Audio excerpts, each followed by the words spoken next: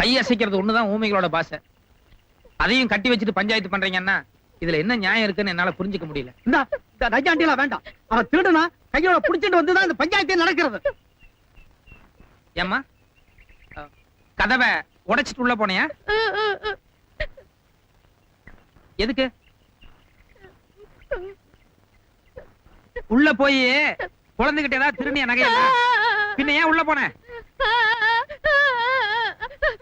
குழந்தை அழுதுதா? ஏன் அவங்க குழந்தை பசியில் அழுதுதா? சரி, நீ எதுக்கு உள்ள போன?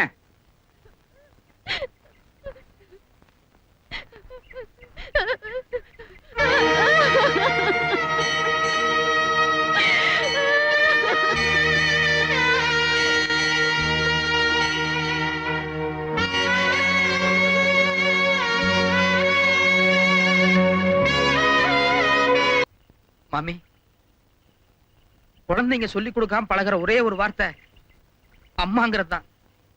அதனாலதான் பொம்பளைங்களை தெய்வமா நினைக்கிறோம். நீங்களும் ஒரு அம்மா தானே. அந்த அம்மா என்ன சொல்றாங்கன்னு நிஜமா உங்களுக்கு புரியல? குழந்தை மேல சத்தியமா சொல்லுங்க, அந்த அம்மா என்ன சொல்றாங்கன்னு உங்களுக்கு புரியல? உங்க குழந்தைகிட்ட நகர்ந்துட்டு அந்த அம்மா வந்தாங்க. இல்ல கோபால், நான் உள்ள நுழைறச்சே அந்த அம்மா என் குழந்தைக்கு பால் தான் கொடுத்துட்டு இருந்தா. ஒரு பிராமண குழந்தைக்கு அர்ஜுன பொம்பளை பால் கொடுத்தான்னு தெரிஞ்சா அக்ரஹாரம் முழுக்க எங்களை காரி துப்பிடும். அத மறைக்கத்தான் நானும் எங்க ஆத்துக்காரர் அவ திருடின்னு போய் சொன்னோம். இப்பவே என்ன எல்லாரும் எவ்வளவு இலக்காரமா பாக்குறா பார்த்தல. தயவு செய்து என்ன அக்ரஹாரத்தை விட்டு தள்ளி வச்சிடாதே. என் குழந்தைக்கு அர்ஜுன பொம்பளை பால் கொடுத்தது தோஷம் தான். அதுக்காக நீங்க என்ன பரிகாரம் செய்யணும்னு சொல்றீங்களோ அதை நான் செஞ்சு விடுறேன்.